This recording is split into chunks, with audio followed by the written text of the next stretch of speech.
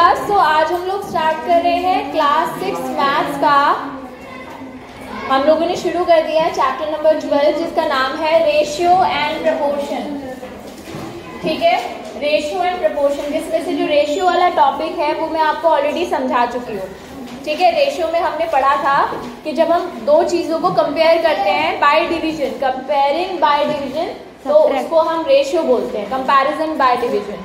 और निकालने का तरीका बड़ा आसान है। आपको एक नंबर दे रखा है, उसका रेशियो आपको दूसरे नंबर के साथ निकालना है, बिल्कुल। और रेशियो को हम रिप्रेजेंट करते हैं यूजिंग कॉलम्स। ठीक है, पहले सिंपलेस्ट फ्रैक्शन की फॉर्म में निकालो आप उनको और उसको फिर रेशियो की फॉर्म में लिख देंगे। तो आज हम नया टॉपिक स्टार्ट करने वाले हैं, दैट इज प्रपोर्शन। प्रपोर्शन क्या होता है तो मैं आपको बताती हूँ बेटा, एक एग्जाम्पल के थ्रू समझाती हूँ कि प्रपोर्शन क्या होता है। पहले मीनिंग समझो। देखिए, मान लीजिए एक बिल्डिंग है, उसकी पिक्चर है आपके पास, या बिल्डिंग, पूरी बिल्डिंग की, एग्जैक्ट बिल्डिंग के बारे में सोचते हैं। एक बिल्डिंग है हमारे पास जिसकी हाइट है, हाइट और एक रेक्टेंगुलर शेप में बिल्डिंग है। एक्चुअल बिल्डिंग की जो हाइट है वो है 50 फीट, 50 फीट ऊंची है ये। ठीक है, 50 फीट हाई बिल्डिंग है, 50 फीट। या अगर मीटर में एग्जांपल ले लेते हैं, मीटर में एग्जांपल ले लेते हैं तो 100 मीटर इसकी हाइट है। ठीक है, और ये जो इसकी विड्थ है, चौड़ाई जो है बिल्डिंग की, वो है सपोज 20 मीटर। ठीक है, 20 मीटर इसकी विड्थ है। अब अगर आपको इसकी ड्राइंग बनानी हो तो मैं आपसे कहूंगी कि आप जब ड्राइंग बनाओगे तो आप इसकी ड्राइंग ऐसे तो नहीं बनाओगे। बिल्डिंग कैसी लग रही है देखने में, ज्यादा ऊंची है और विड्थ कम है। यानी अगर आप एग्जैक्ट आपको इसकी कॉपी बनानी हो, आपने मॉडल्स देखे होंगे, जब बड़ी बड़ी बिल्डिंग्स के मॉडल्स होते हैं वो देखने में बिल्कुल उसके जैसे लगते हैं, है ना, बिल्कुल उनके जैसे रेप्लिकाज होते हैं। ठीक है, तो उसमें क्या खास बात होती है, किन चीजों का ध्यान रखा जाता है, वो इस चीजों का ध्यान रखते हैं कि जो एक्चुअली उसकी डायमेंशंस है, उस बिल्डिंग की जो एक्चुअल डायमेंशंस है, लंबाई चौड़ाई, उसी को उसी सेम रेशियो में हम छोटी बिल्डिंग बनाएं। इसका क्या मतलब हुआ, मान लीजिए ये एक्चुअल बिल्डिंग है, आपको मैंने कहा है इसका बिल्कुल इसका मॉडल बनाओ एक। तो आपको अगर परफेक्शन चाहिए तो आप क्या करेंगे, आप सबसे पहले इस बिल्डिंग का लंबाई और चौड़ाई का, यानी लेंथ और ब्रेड्थ का रेशियो फाइंड आउट करेंगे। कैसे फाइंड आउट करेंगे, इसकी हाइट है 100 और इसकी ब्रेड्थ है, चौड़ाई जो है वो है 20 मीटर। तो आप सबसे पहले हाइट और ब्रेड्थ के बीच में जो रेशियो है ना वो आप फाइंड आउट कर लेंगे। ठीक है, कैसे करेंगे देखो जरा। ब्रेड्थ को हम b लिख रहे हैं और हाइट को h लिख रहे हैं, तो ब्रेड्थ और हाइट के बीच में रेशियो क्या है, 20/100, यानी 1/5। समझ में आया 1/5 कैसे आया, जीरोस कैंसिल हो गए, 2 5s are 10, 1/5। अब सोच के बताना, आप जो छोटा मॉडल बनाओगे इस बिल्डिंग का, अगर वो मॉडल, मैंने आपसे कहा कि उस मॉडल की आप एक काम करना, क्योंकि मॉडल बहुत ज्यादा बड़ा नहीं बनाना है, हमें छोटा बनाना है जिसे आप आसानी से उठा के कहीं भी रख सको। तो अगर आप उस मॉडल की हाइट, ध्यान से सोच के बताना, ठीक है, अगर आप उसकी हाइट 100 सेंटीमीटर रख रहे हैं, 100 सेंटीमीटर, ठीक है, या चलो मीटर में रखते हैं, 1 मीटर रख रहे हैं उसकी हाइट, तो इसकी विड्थ कितनी होनी चाहिए, 20 सेंटीमीटर। वेरी गुड, बहुत बढ़िया, बहुत जल्दी जवाब दिया आपने, क्योंकि 1 मीटर का मतलब है 100 सेंटीमीटर। अगर 100 सेंटीमीटर इसकी हाइट है मॉडल की, तो चौड़ाई कितनी रखनी पड़ेगी, 20 सेंटीमीटर।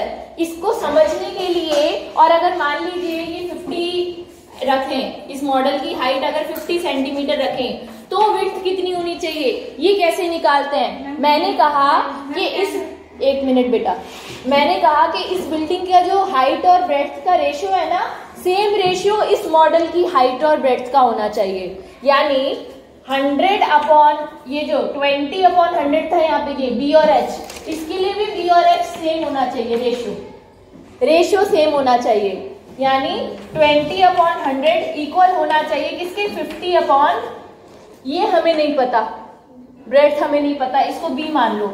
ये मैंने पूछा ना आपसे, बताओ इसकी चौड़ाई क्या होगी अगर ऊंचाई 50 सेंटीमीटर हुई तो। ठीक है, इधर देखिए, अगर इसकी हाइट, मॉडल की हाइट 50 सेंटीमीटर है तो चौड़ाई कितनी होगी बिल्डिंग की, ना मॉडल की। तो आप यहाँ से बी की वैल्यू निकाल लो, देखो कैसे निकालोगे। 1/5 आ गया, 1/5 is equal to 50 upon B. अब आपने इक्विवेलेंट फ्रैक्शंस पढ़े थे, है ना, उसके अकॉर्डिंग आप इसे सॉल्व करेंगे। तो अब इसमें मैंने आपको याद होगा, हमने वो बॉक्स वाले क्वेश्चंस पढ़े थे, है ना, जिसमें बॉक्स की वैल्यू फाइंड आउट करनी होती थी। तो इक्विवेलेंट फ्रैक्शन है, बी की वैल्यू कैसे निकालेंगे, क्रॉस मल्टीप्लाई हो जाएगी, तो बी इज इक्वल टू हो जाएगा आपका 50 × 5। ठीक है, ये हमने 1 मिनट एक चीज यहाँ पे, सॉरी वो लिख दिया है, ब्रेड्थ ऊपर आएगी, यहाँ पे ब्रेड्थ ऊपर लिखा था ना 20, तो यहाँ पर भी बी ऊपर आएगा और 50 आप नीचे लिखोगे। समझ में आया, बी और एच का रेशियो था, यहाँ पर भी बी और एच का रेशियो है। तो इसको सॉल्व करेंगे, 1/5 is equal to B upon 50। तो यहाँ पर क्या नंबर रखे कि ये इनका रेशियो और ये रेशियो सेम है, तो यहाँ पर बी की वैल्यू आ जाएगी 10 सेंटीमीटर। तो आपको अपना मॉडल अगर बिल्कुल बिल्डिंग जैसा बनाना है, तो जो बी और एच का रेशियो यहाँ पर है, सेम बी और एच का रेशियो यहाँ पर हमें लेना पड़ेगा, बिल्कुल वैसा लगेगा। आपको तो मीनार, ताजमहल के जो भी छोटे छोटे रेप्लिकास बनते हैं ना, वहां पर भी इस चीज का ध्यान रखा जाता है। तो ये जो आपने एक रेशियो के बराबर दूसरे रेशियो को किया है, इसी को हम कहते हैं प्रपोर्शन। क्या बोलते हैं इसे हम, प्रपोर्शन। अगर दो रेशियोज, अगर आपके पास दो क्वांटिटीज के दो रेशियोज हैं, अगर उनका रेशियो बराबर है, दोनों रेशियोज बराबर है, तो हम कहेंगे कि वो दोनों क्वांटिटीज जो है वो प्रोपोर्शन में है, वो प्रोपोर्शनल है। ठीक है, एग्जाम्पल इसको और अच्छे से समझने के लिए यहाँ पर ये देखिए, एक डायग्राम आपको दिया हुआ है बुक में।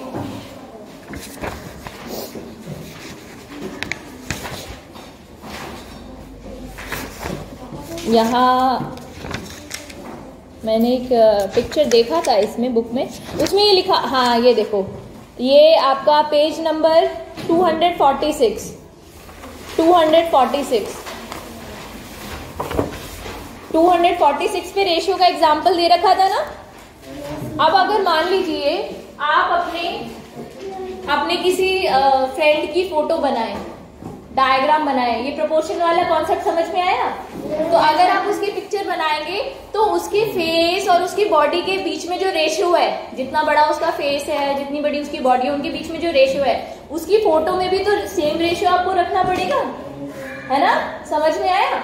अगर आप मान लीजिए आप अंडरटेकर या खली, जो बड़े बहुत फेमस रेसलर्स हैं, अगर आप उनकी फोटो बनाएं और आप कुछ ऐसा बना दे,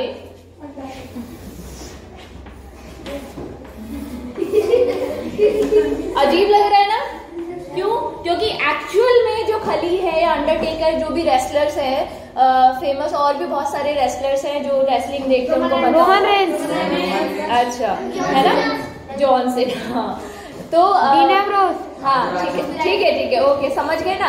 अब एक्चुअल में जो उनकी डायमेंशंस है, हाइट और ये बॉडी, उसके हिसाब से ही तो बनाओगे आप उन्हें।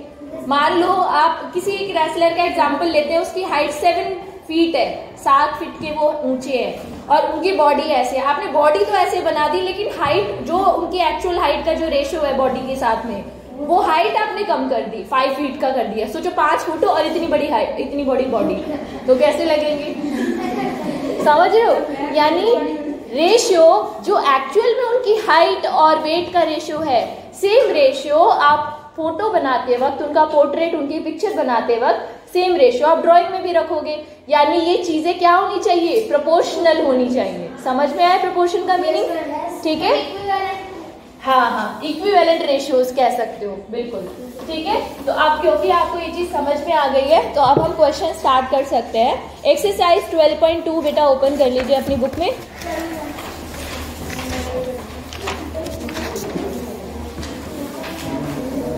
एक्सरसाइज 12.2 का फर्स्ट क्वेश्चन है, उसमें आपसे पूछा है, क्वेश्चन नंबर 1 में आपसे पूछा है कि आपको डिटरमिन करना है, बताना है क्या ये जो रेशियो दिए हुए हैं, नंबर्स जो दिए हुए हैं, ये प्रोपोर्शन में है या नहीं है। आप ध्यान से समझना, हमारे पास 4 नंबर्स है, ये एग्जाम्पल बता रही हूँ मैं अभी क्वेश्चन स्टार्ट करने से पहले। We have 4 numbers A, B, C, D, इन्हें इसी सीक्वेंस में पढ़ना है।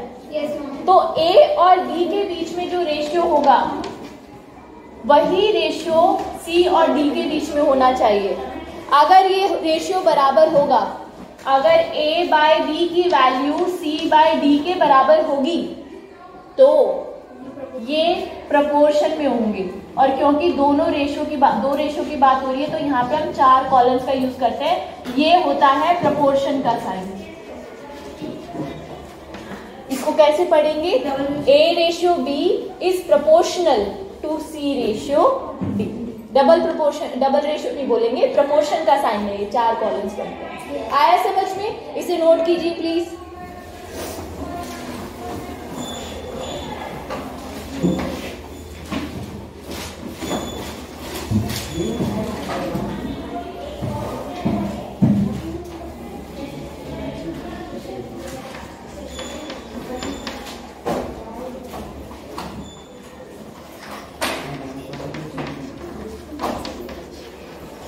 बहुत इंटरेस्टिंग क्वेश्चंस हैं ये वाले, बहुत ज्यादा मजा आने वाला है आपको इन्हें करने में। ये तो पढ़ लो आप, ये नोट कर लो जल्दी से, फिर फर्स्ट क्वेश्चन का फर्स्ट पार्ट करते हैं, ठीक है? और सब अपनी नोटबुक्स लेके रेडी रहना, देखते हैं कोई अगर मेरे से भी पहले सॉल्व कर लेगा तो।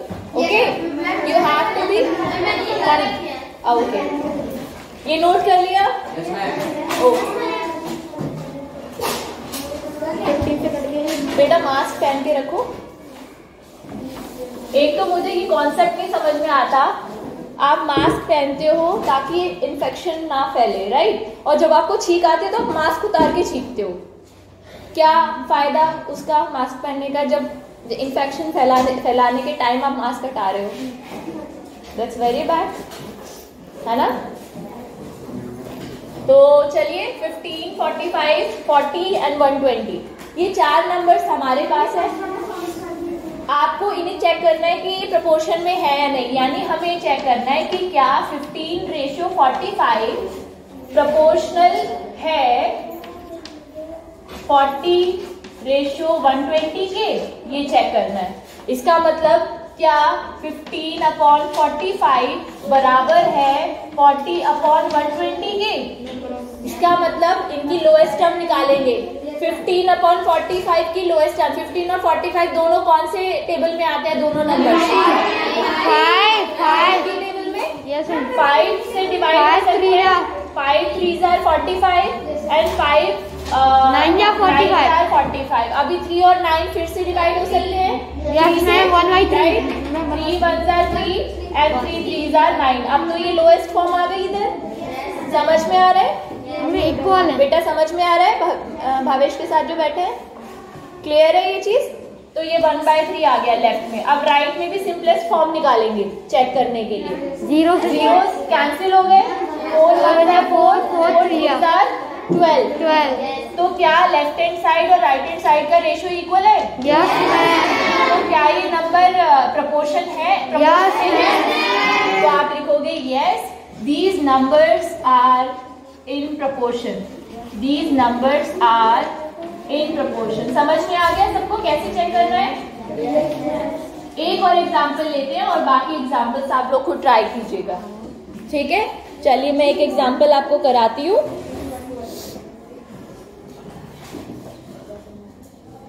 डी पार्ट जो है, डी पार्ट सॉल्व करेंगे, ठीक है? ये नोट कर लीजिए जल्दी। डन? आर्यन बेटा आप आगे बैठिए, पीछे क्यों बैठे हैं आप?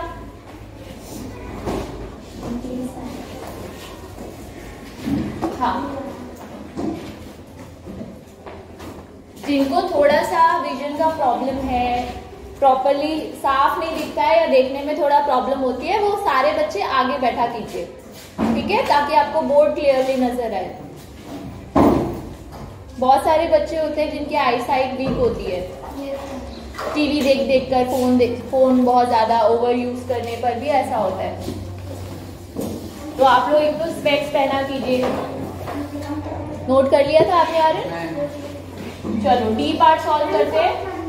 डी पार्ट सॉल्व करते हैं। 32, 48 और नेक्स्ट नंबर्स हैं दोनों 70 एंड 210। इनको हमें चेक करना है ये नंबर्स प्रोपोर्शन में है या नहीं है, ठीक है। तो सबसे पहले हमें क्या चेक करना है, हमें चेक करना है कि क्या 32:48 प्रोपोर्शनल है 70:210 की। No ma'am. चेक करने के लिए कैसे चेक करेंगे, 32/48 शुड बी इक्वल टू 70/210। अब इसको सॉल्व कीजिए। 32 और 48 इवन नंबर्स है, दोनों 2 से डिविजिबल है। 24। या अगर आपको 16 की टेबल याद है, आप बच्चों देखो बहुत सारे बच्चे ऐसे होंगे जिनको याद होगी, तो 16 की टेबल में दोनों आते हैं।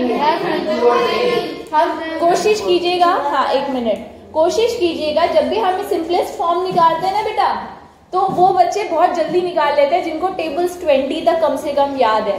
तो वो क्या करते हैं, उनको टेबल सारी याद है, तो वो सोचते हैं सबसे बड़ा नंबर कौन सा है जिससे दोनों डिवाइड हो सकते हैं, उससे आपकी सिंपलेस्ट फॉर्म सबसे जल्दी आ जाएगी, ठीक है। तो यहाँ पे मैंने सोचा कि हाँ 16 से ये दोनों डिवाइड हो सकते हैं, डिवाइड कर लेते हैं। 16 2s are 32, 16 3s are 48, okay. अब ऐसे ही इसे देखेंगे, जीरोस कैंसिल हो गए, 7 1s are 7, 7 3s are 21। अब इधर तो लेफ्ट हैंड साइड में आपको मिला 2/3 और राइट हैंड साइड में आपको मिला 1/3। क्या ये इक्वल है? नो नहीं। तो हम इसका जवाब देंगे कि क्योंकि left hand side is not equal to right hand side, that means these ratios are not equal, that means these numbers are not in the proportion, ठीक है। No, these numbers are not in proportion. Clear है? समझ में आ गया? Note कीजिए। Ma'am कर लिया। Very good. अब आप इसका एक पार्ट सॉल्व करके दिखाओ। कौन सा? सेकंड क्वेश्चन का करो, फर्स्ट पार्ट। ट्रू फॉल्स लिखना है। इन्होंने ये साइन दिया हुआ है, आपको चेक करना है कि सही इन्होंने दिया हुआ है या नहीं दिया हुआ है, यानी प्रपोर्शन में है या नहीं है। सेकंड क्वेश्चन का फर्स्ट पार्ट करके दिखाइए। अगर प्रपोर्शन में है तो ट्रू लिखोगे, क्योंकि वो उन्होंने दिया है ऑलरेडी कि प्रपोर्शन में है। अगर प्रपोर्शन में नहीं है तो यू विल राइट फॉल्स, ठीक है। कॉपी भी करो। अच्छी बात है कि आप आराम से ऐसे दिमाग में कर पा रहे हो, but you have to solve. True ma'am कर लिया। कर लिया? दिखाओ कैसे किया। पहले इसको इक्वल का साइन कौन लगाएगा बेटा? ऐसे नहीं, सॉरी, ऐसे लिखना है, ऐसे लिखना है। 16 इक्वल टू 20 अपॉन ऐसे, जैसे मैंने सॉल्व किया था ना ऊपर, ऐसे किया, ठीक है आपने, वेरी गुड।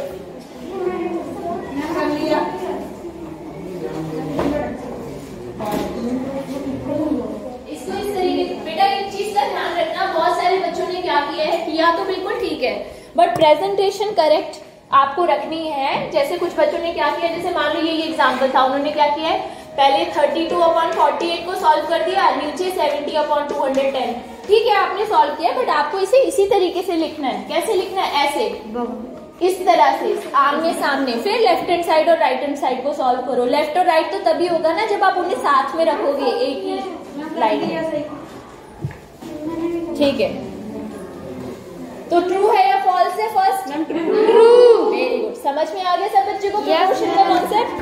Very good. चलो अभी हम करेंगे क्वेश्चन नंबर 3। क्वेश्चन नंबर 4 का, क्वेश्चन नंबर 2 का मैं आपको एफ पार्ट करा रही हूँ, एफ लास्ट पार्ट जो है, ठीक है, डेसिमल नंबर्स है उसमें, उसको हम सॉल्व करेंगे।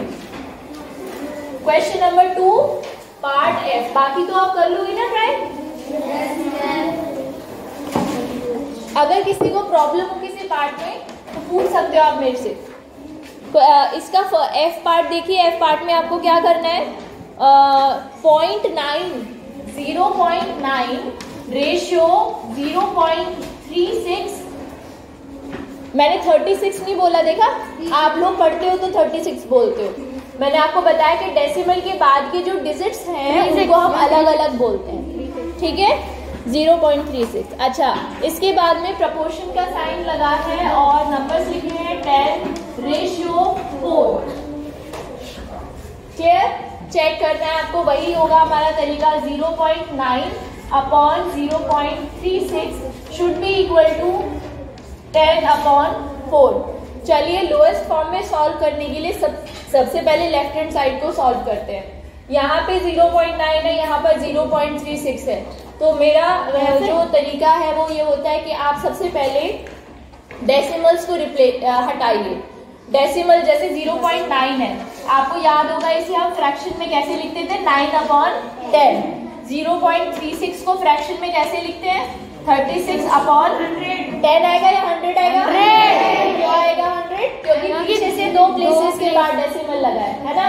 तो 0.36 को आप लिख सकते हो 36/100। Is it clear?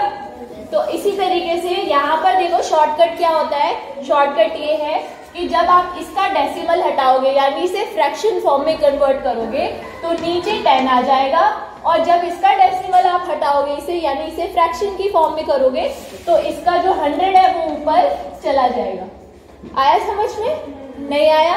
एक बार इसे अच्छे से एक्सप्लेन करके दिखाती हूँ आपको। देखो हमने क्या करना है, डेसिमल हटाने हैं, फ्रैक्शन फॉर्म में कन्वर्ट करना है। तो 0.9 को आप लिख सकते हो 9/10, और अपॉन में 0.36 जो है उससे आप लिखोगे 36/100। अब एक फ्रैक्शन के नीचे दूसरा फ्रैक्शन जब आता है तो क्या होता है, इसको आप ऐसे लिखते हैं हम 9, ऊपर वाला फ्रैक्शन एज इट इज रहता है, नीचे वाला जो फ्रैक्शन है वो रिवर्स होके उल्टा होके मल्टीप्लाई होता है ऐसे। आया समझ में बेटा? ठीक है, तो शॉर्टकट ये होता है इसका, डेसिमल हटाओ, कितने प्लेस के बाद डेसिमल लगा है 2, तो 2 जीरो पर चली जाएगी, और डेसिमल हटाओ कितने प्लेस के बाद डेसिमल लगा है 1, तो 1 0 नीचे आ जाएगी। क्लियर है? ठीक है, आप क्या करेंगे, डेसिमल तो खत्म हो गए, डेसिमल्स हटा दीजिए, ये हटा दिया हमने डेसिमल। ठीक है, अब जीरोस कैंसिल हो गए, 10 से 1 0 कैंसिल हुआ, क्या बचा आपके पास 90/36। ये नोट करना है, नोट कर लीजिए इसको, इतने पार्ट को।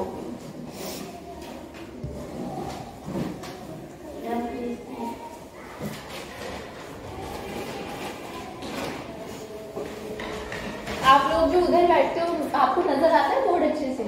यहाँ चले जाओ।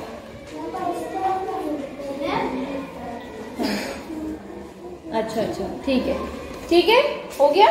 अब देखिए 90/36 इधर लेफ्ट में हमें मिला और राइट साइड में है 10/4। अब सॉल्व करेंगे, ये दोनों नंबर्स किससे डिविजिबल है? 9 से, है ना, डायरेक्टली 9 से कर दे।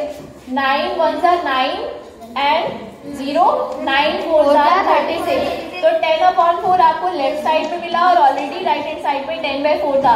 सो these numbers are in proportion. So left hand side is equal to right hand side. Yes, these numbers are in, या true बताना है इसमें, तो true false बताना था ना, this is true.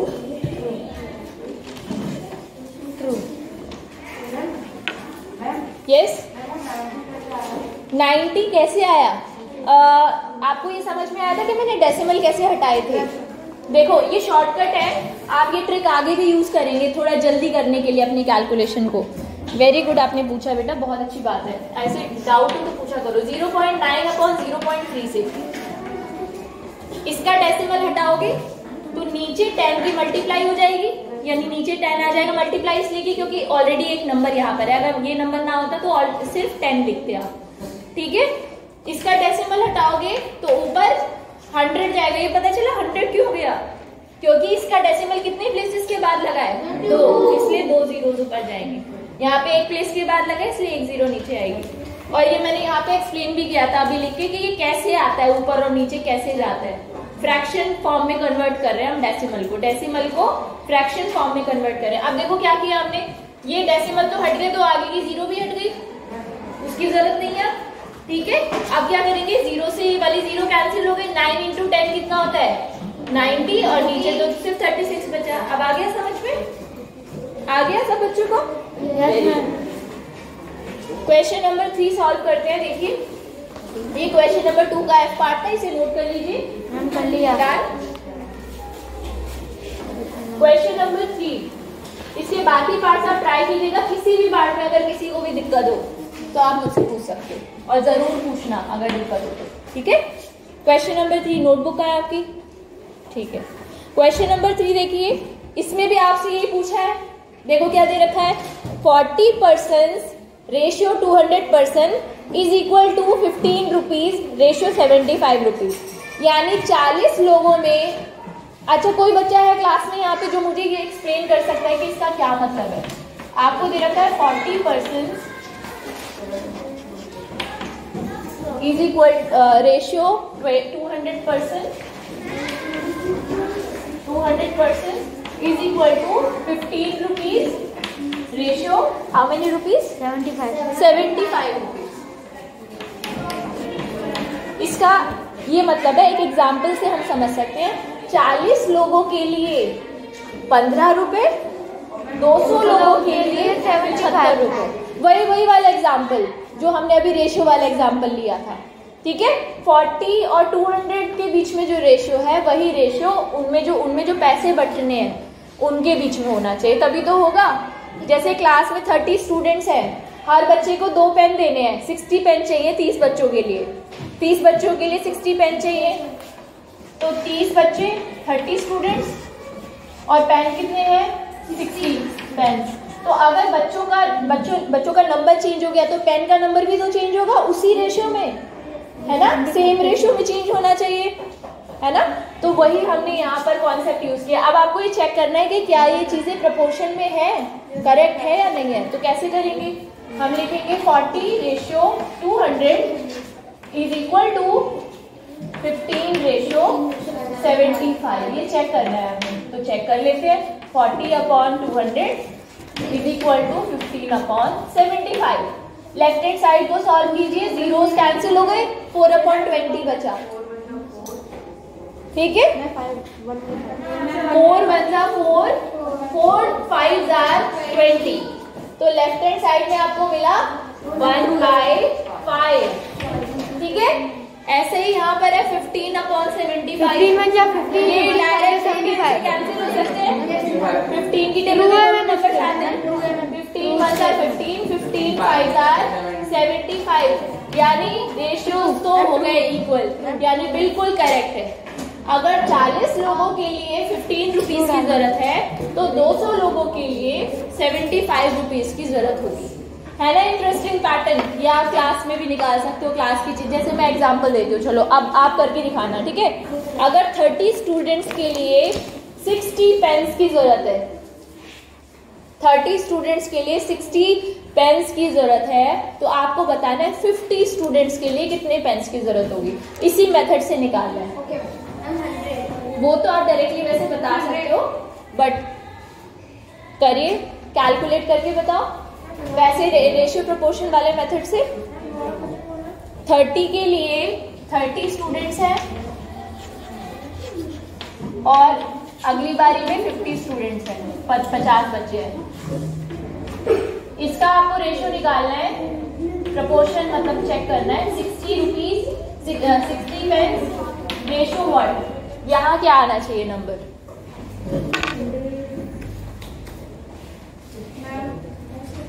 कॉपी में सॉल्व करके देखो।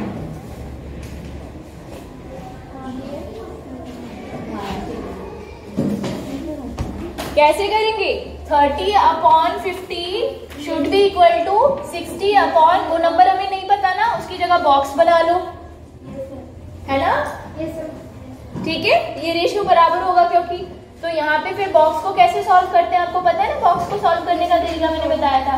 बॉक्स इज इक्वल टू 50 की 60 से मल्टीप्लाई हो रही है, दोनों नंबर्स अवेलेबल है, अपॉन भी चला जाएगा जिसके साथ बॉक्स है, वो यहाँ नीचे आ जाएगा 30 1 30, 32 60, 50 की 2 से मल्टीप्लाई हुई, कितना आंसर आया 100 पेन्स।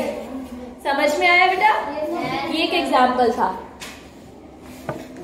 चलो अभी हम इसका बताओ कौन सा पार्ट मुझे सॉल्व कराना है, क्वेश्चन नंबर 3 का। ये अच्छा है, ये वाला एग्जाम्पल बहुत अच्छा है, सी पार्ट। फर्स्ट वाला जो आपसे स्टेटमेंट दिया है, ट्रू है या फॉल्स है, ये true, this is true. This is true. ये फर्स्ट पार्ट है क्वेश्चन नंबर 3 का फर्स्ट पार्ट। अब इसका मैं आपको कराऊंगी पार्ट नंबर सी पार्ट जो है, ठीक है। सी पार्ट सॉल्व करते हैं, चलो रेडी? ओके।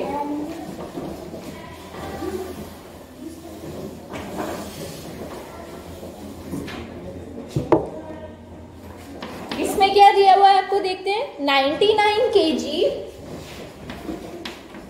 और 120 kg के बीच में जो रेशियो दिया हुआ है, we have to check.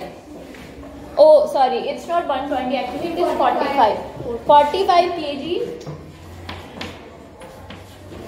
Check करना है कि क्या ये प्रोपोर्शनल है 44 रुपीज और 20 रुपीज के। 20 या 120 कितना है? 20 रुपीज। ये 44 है यहाँ पे, ओके। चलो राइट चेक करते हैं कि ट्रू है या फॉल्स है। चेक करने का तरीका आपको पता है, ट्रू है। दोनों के बीच का वो निकालिए ratio. It should be equal to 44/20। आप सिंपलेस्ट फॉर्म में कन्वर्ट करेंगे, है ना। तो 99 और 45 ये किस नंबर से डिवाइड हो सकता है? मैक्सिमम सबसे बड़ा नंबर कौन सा है? 9 से। Very good. 9 1s are 9, 9 1s are 9, 9 5s are 45। Okay, तो इधर तो मिला आपको 11/5, और तो डिवाइड नहीं हो सकता ये, क्योंकि ये दोनों ही प्राइम नंबर्स हैं और आपस में भी को प्राइम है। इधर ये दोनों किससे डिवाइड कर सकते हो? 2 से।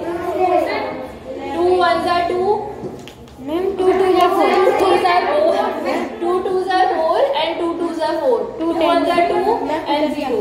अभी आगे फर्दर और डिवाइड हो सकता है? Yes ma'am. किससे डिवाइड होगा? 2 से। हाँ बेटा, कर लिया। 2 1s are 2, 2 1s are 2, 2 5s are 10, 11/5। Very good Aryan. तो 11/5 आपको लेफ्ट हैंड साइड में मिला, 11/5 ही राइट हैंड साइड में मिला। So yes, this is also true. This statement is also true. समझ में आ गया? नोट कीजिए। मैम कर लिया। क्वेश्चन नंबर 4 देखते हैं बेटा। आपको इसमें रेशियोज दिए, यहाँ पर भी आपको चेक करना है। क्या लिखा है देखो, determine if the following ratios form a proportion. Check कीजिए कि जो रेशियोज आपको दिए हुए हैं क्या ये प्रपोर्शन बना रहे हैं। क्वेश्चन नंबर 4 सब पढ़ेंगे अपनी बुक में। क्वेश्चन नंबर 4 सब पढ़ेंगे। आगे क्या लिखा है देखो, रीड कीजिए बेटा। Also write the middle terms and extreme terms where the ratios form a proportion. चलो इसको सॉल्व करते हैं। हाँ वेरी गुड। क्वेश्चन नंबर 4 का फर्स्ट पार्ट में आपको करा रही हूँ, इसको इरेज कर दो। गुड। नंबर दिए हुए आपको 25 सेंटीमीटर का रेशियो है 1 मीटर के साथ, और दूसरा रेशियो दिया हुआ है आपको 40 रुपीज एंड 160 रुपीज। 40 का रेशियो है 160 रुपीज के साथ। सबसे पहले तो ये चेक करना है कि ये दोनों रेशियोज प्रपोर्शन में है या नहीं।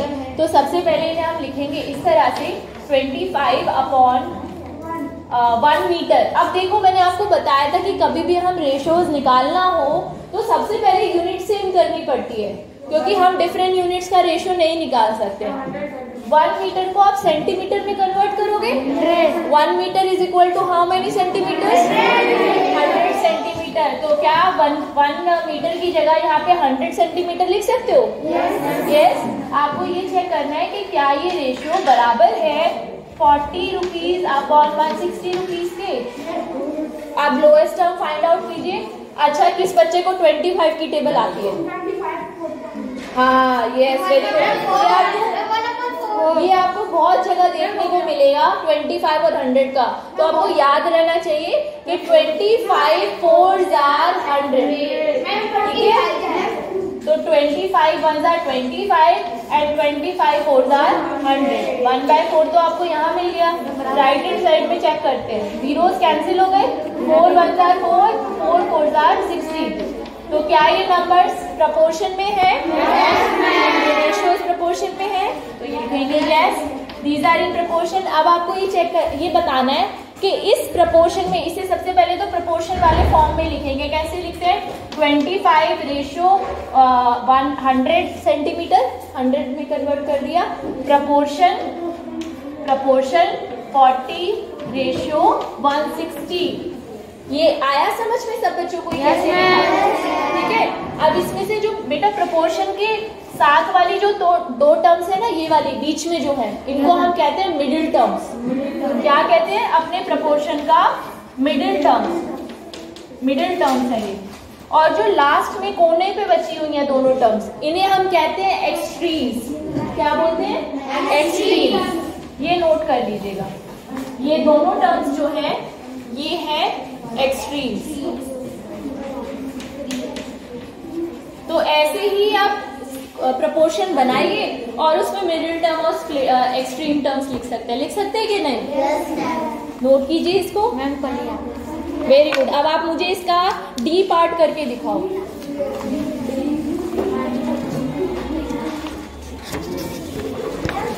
और होमवर्क में मैं आपको दे रही, यस बेटा, यहाँ पर 4 से मैंने 4 और 16 जीरोस तो आपस में कैंसिल हो गए। 4 और 16 बचे, 4/16, उसको मैंने 4 से डिवाइड किया तो ऊपर हुआ 4 1 जार 4 और नीचे 4 4 जार 16। हमने 2 से डिवाइड किया। हाँ, तो अब तब भी आंसर नहीं, ये 2 से डिवाइड करोगे तो 2 2 जार 4 होगा ना, देखो इधर। और 2 8 जार 16 होते हैं। आपने 6 क्यों लिखा है यहाँ पे? 16 2 की टेबल में 8 पर आता है ना, ठीक है, इसलिए ये गलत आया था। इसको ठीक कर लो बेटा। ये चीज सबको समझ में आई? किसी स्टेप में प्रॉब्लम है? नहीं? पक्का? चलो आगे डी पार्ट सॉल्व करके मुझे दिखाओ जल्दी से। कर लिया? अच्छा, यहाँ पे ध्यान रखना जो रेशियो है ना 200 ml और 2.5 लीटर। अब एक ml में दिया हुआ है, ml का मतलब क्या होता है? मिलीलीटर। लीटर से छोटा होता है बड़ा होता है? छोटा। यानी 1 लीटर में कुछ मिलीलीटर्स आते हैं। कितने मिलीलीटर्स आते हैं? 100,000। एक चीज का ध्यान रखना, एक ट्रिक बता रही हूँ। मिली का मतलब जो होता है, मिली का मतलब होता है 1000। मतलब मिली का कॉन्सेप्ट आप समझो कि 1/1000 वो चीज छोटी होगी, 1000 गुना वो चीज छोटी होगी जो मिली में होगी। जैसे कि मैं आपको एक एग्जांपल से समझाती हूँ। 1 मीटर, जब हम कहते हैं मिलीमीटर और जब हम बोलते हैं मिलीमीटर, मिलीमीटर का मतलब है 1 मीटर का 1000वां हिस्सा। यानी 1 मीटर को अगर आप 1000 छोटे छोटे हिस्सों में तोड़ दोगे ना, तो वो जो एक हिस्सा बनेगा, एक एक हिस्सा, वो 1 मिलीमीटर का होगा। समझ रहे हो? समझ में आया या नहीं आया? इसी तरीके से आप मुझे बताना है, 1 मिनट मुझे बताओ। जैसे अभी मैंने एग्जांपल मिलीमीटर दे दिया, ऐसे एग्जांपल लेते हैं मिलीलीटर का। मिलीलीटर, तो मिलीलीटर क्या हो जाएगा? 1 लीटर का 1000 पार्ट। यानी 1 लीटर को अगर आप 1000 जगह डिवाइड करोगे तो वो जो छोटे छोटे एक वो बनेंगे, हिस्से बनेंगे, वो 1 मिलीलीटर का होगा। क्लियर हुआ? ठीक है। तो 1 लीटर में कितने मिलीलीटर आते हैं? 1000। समझ में आया? ठीक है, इसे इरेज कर दो।